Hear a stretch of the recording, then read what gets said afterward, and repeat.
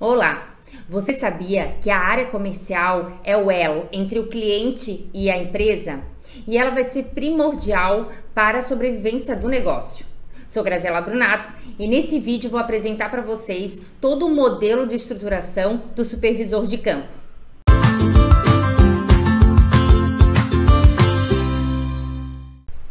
E nesse vídeo vou compartilhar com vocês a metodologia que aplico há mais de 20 anos aí como executiva de negócios, que é a padronização dos processos, definir as rotinas, priorizar todas as atividades, otimizar o engajamento, como também melhorar o fluxo da comunicação e a produtividade do seu time comercial.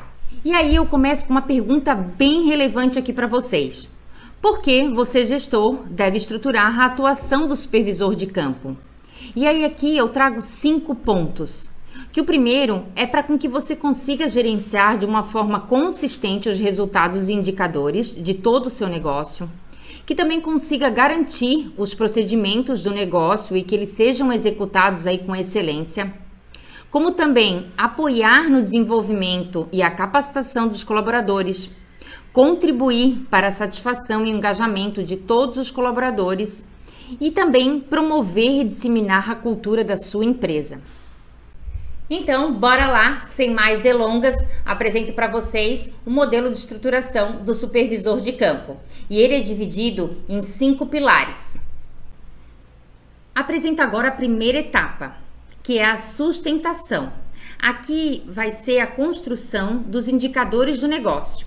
Então, bem importante que você siga os 3 passos para a construção dessa etapa, que a primeira é a definição de quais indicadores o supervisor vai gerir a ponta. Então, seja PA, ticket médio, EBITDA, é bem importante a definição aqui de no máximo 5 indicadores.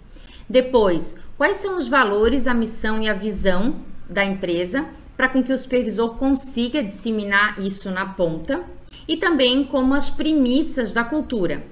Não tem necessidade de ter uma cultura desenhada, porém, quais são as crenças da empresa para com que o supervisor consiga disseminar isso na ponta. A segunda etapa aqui da estruturação são as ferramentas, que seria o kit de trabalho para o supervisor de campo. Então, defina quais são os softwares de trabalho do supervisor, seja um checklist online, seja uma ferramenta digital que ele tenha que aplicar na ponta, ou até um checklist operacional que ele tenha que realizar em todas as visitas. E o mais importante, ter relatórios padronizados para com que ele aplique em toda visita de loja, para com que ele tenha uma sequência no trabalho e na priorização da sua rotina na ponta. A terceira etapa aqui na estruturação do modelo de gestão é um método, que seria o passo a passo de todo o procedimento que o supervisor tem que realizar junto às lojas, dentro de cada área. Então, na parte de RH, ele tem que realizar entrevistas, tá? Qual é o passo a passo que ele tem que fazer para realizar a entrevista? Na parte de marketing, ele tem que acompanhar as vendas digitais. Qual é o passo a passo desse procedimento que o supervisor tem que entregar? Então, o método nada mais é que reunir todas as atividades que o supervisor realiza e desenhar isso em forma de processo, em passo a passo, qual é o modelo e o formato que a empresa precisa seguir para com que ele consiga aplicar na ponta e também uma clareza no papel dele e o que ele deve entregar para a retaguarda no final de cada dia, de cada semana e dentro do mês. Então agora vamos para o quarto pilar, a atuação, que são as atividades do supervisor de campo.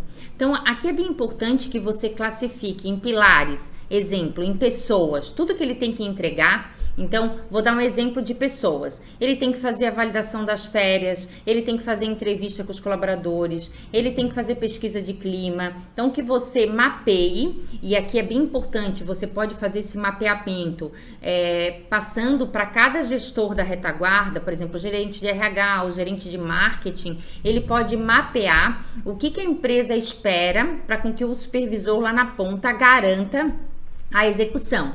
Então, aqui é um mapeamento das atividades e alocando nesses pilares. Então, aqui eu indico para que você trabalhe entre 4 a 5 pilares, Vou dar exemplos aqui. Pode ser o pilar de pessoas, que é o de RH, pode ser o pilar de marketing, pode ser o pilar de visual merchandising, pode ser o pilar de produto e o pilar de operações, que ele envolve infra, envolve manutenção de loja. Então, nesse momento, nesse quarto pilar aqui de estruturação, é bem importante que você desenhe o passo a passo das atividades do supervisor de campo. E o quinto pilar, não menos importante, um dos mais importantes, é o resultado. Seria a estratégia.